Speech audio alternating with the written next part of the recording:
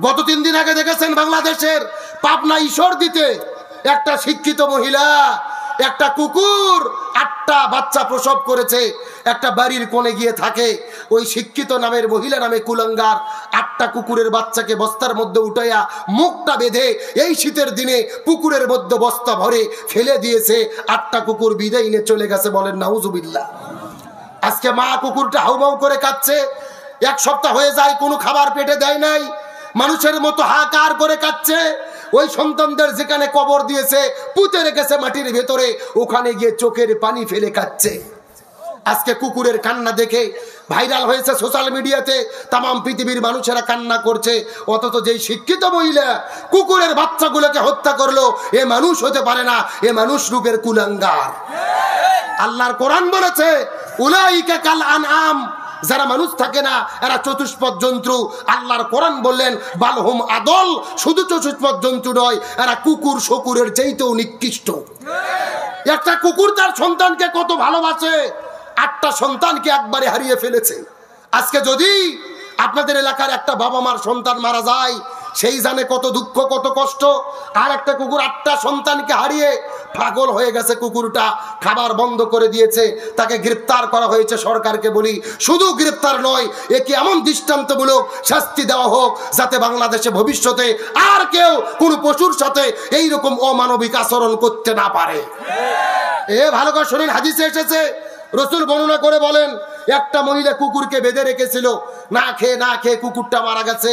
এই জন্য ওই মেয়ে জাহান্নামে যাবে। পক্ষান্তরে আর একটা মহিলা একটা কুকুরকে রাস্তা থেকে রক্ষা করে বাড়িতে এনে সেবা করেছে, তাকে খাবার দিয়েছে। ওই কুকুর খেদমতের কারণে আল্লাহ ওই মহিলাকে জান্নাতের মেহমান বানাবে। সুবহানাল্লাহ বলেন।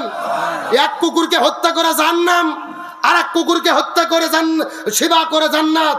তাহলে ওই জীবের প্রতি দয়া করার দরকার আছে না নাই? আল্লাহ বলেছেন যে আমার সৃষ্টি জীবকে দয়া করে, সে যেন আমাকেই দয়া করে। সুবহানাল্লাহ বলেন। সুতরাং আমরা কোনো পশুকে কষ্ট দেব। কিন্তু আরো একটা কথা আমার মনে হলো, সেটা কি, একটা কুকুরের বাচ্চা মারা হয়েছে, আমরা এত কান্না করতেছি, এত আবেগ দেখাচ্ছি, কিন্তু যেই স্বৈরাচার 2000 ছাত্র জনতাকে হত্যা করলো, আবু সাইদকে হত্যা করলেন, ছোট শিশুকে হত্যা করলেন, 6 জনকে আশুলিয়াতে হত্যা করে আগুনে পুড়িয়ে ছারখার করে দিলেন। অথচ 1 বছরের মধ্যেই মনে হচ্ছে সেই গণহত্যার কথা আমরা ভুলে গেছি। কথা বলে না কেন? সেই রকম কুকুরের জন্য দয়া হয়, যারা মানুষদেরকে হত্যা করেছে তাদের পক্ষেও দয়া হওয়ার দরকার আছে না নাই? আজকে আবু সাইদের বাবা জানে কি যন্ত্রণা, তাদের সন্তান হারিয়ে গেছে। মুগ্ধর বাবা মা জানে। সুতরাং এই দেশের ভেতরে গণহত্যা যারা করেছে এদের বিচার বাংলার জমিনে হতেই হবে। আর বলতে চাই, রক্ষা করুন পশুর প্রতি, আল্লাহর সৃষ্টিজীবীর প্রতি আমরা যদি দয়া দেখাই, আমাদের প্রতি রহম করবেন কে? আল্লাহ তাআলা আমাদের সকলকে দ্বীনের সঠিক বুঝ দান করুক। বলেন আমিন। তাহলে চিৎকার করে বলেন নবীর চাচা আবু তালিব যাবে কোথায়? আরো জোরে বলেন। আমার বন্ধুগণ, মুসলমান ভাইরা, গভীর মনোযোগ। আলোচনাটা আমি অবশ্যই আপনাদের মধ্যে করব, তবে আলোচনা করতে চাই কবরের মধ্যে কয়টা সাপ এসেছে। আরো জোরে বলেন। মানুষেরা বড় টেনশনের মধ্যে পড়ে গেল। ওই পাকিস্তান দেশের বড় বড় মুফতিরা ফতোয়া দিয়ে দিল, তোমাদের কবর খুঁড়ে কোনো লাভ হবে না, বরং 3টা কবরের ভেতরে প্রথম নম্বর যেই কবর খনন করেছিলে ওই কবরের ভেতরে ওই সাপের মধ্যেই তোমরা মেয়েটিকে দাফন করে দাও। ওই মেয়েটি দুনিয়ায় যেই পাপ করেছে ওই পাপের কর্মফল তাকে কবরে ভোগ করতে হবে।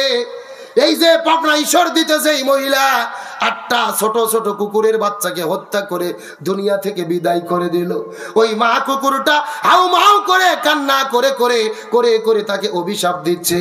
ওই মহিলাটিকে বলতে চাই, আল্লাহর কাছে তওবা করে মাফ চাও, কুকুরের পা ধরে মাফ চাও। যদি ওই জীব তোমাকে ক্ষমা না করে, জাহান্নামে যাওয়া ছাড়া কোনো রাস্তা খোলা থাকবে না। এই দুনিয়াতে মা কত সন্তানকে দয়া করে, এই কুকুর যদি তার সন্তানদের জন্য পাগল হয়ে যায়, আমাদের বাবা মা আমাদেরকে দয়া করে কি করে না? আর ধরে বলেন, ওই বাবা মা সন্তানের জন্য জীবন যৌবন ধ্বংস করে দেয়, নিজেরা না খেয়ে সন্তানদেরকে খাওয়ায়, নিজেরা না পড়ে সন্তানদেরকে পড়ায়। অথচ এমন সন্তান আছে বড় হয়ে যাওয়ার পরে বাবা মার খেদমত করে না, বিয়ে করার পরে বাবা হয় বুড়ো আর মাও হয় বুড়ি। এই রকম যুবক আমাদের সমাজে আছে না নাই? আরো জোরে বলেন। এ মুসলমান ভাইরা, গভীর মনোযোগ। এই জন্য আপনার সন্তানদেরকে যদি ভালো করতে চান, আর বুড়ো বয়সে সন্তানদের কাছ থেকে যদি ভালো ব্যবহার নিতে চান, এই দুনিয়ার ভেতরে সন্তানকে কোরআনের শিক্ষায় শিক্ষিত করেন। এইরকম হাফিজি মাদ্রাসায় সন্তানদেরকে দেন, দিনের শিক্ষা গ্রহণ করান, কোরআন হাদিসের শিক্ষাগুলো দেন। পুরো বাংলাদেশ খুঁজে দেখবেন এমন কোনো জায়গা নাই কোনো হুজুরের বাবা মা কষ্টে আছে এমন প্রমাণ বাংলাদেশে কেউ দিতে পারবে না। কথা বলেন না কেন? আপনার সন্তানকে আলেম বানান, একটা হাফেজ বানান, নিজে না খেয়ে থেকে আপনাকে খাওয়াবে। অথচ বড় ডিসি, বড় এসপি, বড় সচিব, 4-5টা বিল্ডিং, ওই বিল্ডিং এ সবার জায়গা হয়, বাবা মার জায়গা হয় না। বৃদ্ধাশ্রমে বাবা মাকে রেখে আসে এমন কুলাঙ্গার সন্তান এই জমিনে আছে না নাই? এই জন্য বলতে চাই, যদি সন্তানদের নৈতিক শিক্ষায় শিক্ষিত করতে চান, মাদ্রাসায় সন্তান দেওয়ার দরকার আছে না নাই? আমি কিন্তু বলিনি আপনার ছেলেকে ইঞ্জিনিয়ার বানাবেন না, বলিনি। ডাক্তার, ইঞ্জিনিয়ার বানান, বিশেষ ক্যাডার বানান, তবে জীবনের প্রথম শিক্ষা হতে হবে পবিত্র কোরআন দিয়ে। কোরআন হাদিসের নৈতিক শিক্ষা যদি ভেতরে থাকে, ওই ছেলে বিশেষ ক্যাডার হোক, ওই ছেলে সচিব হোক, এসপি হোক, ডিসি হোক, ওই বাবা মার সঙ্গে কখনো খারাপ ব্যবহার করবে না। মূল শিক্ষা হলো কোরআন। রাসূল হাদিসের মধ্যে বলেন, যার মধ্যে কোরআন নাই তার মধ্যে কিছুই নাই, ওটা হলো উজার গ্রহ। আর ডক্টর মোহাম্মদ শহীদুল্লাহ বলেছে, কোনো ব্যক্তি পৃথিবীর সব জ্ঞান জানে, কিন্তু সে যদি কোরআন না জানে, এর চাইতে বড় মূর্খ এই দুনিয়াতে আর একটাও নাই।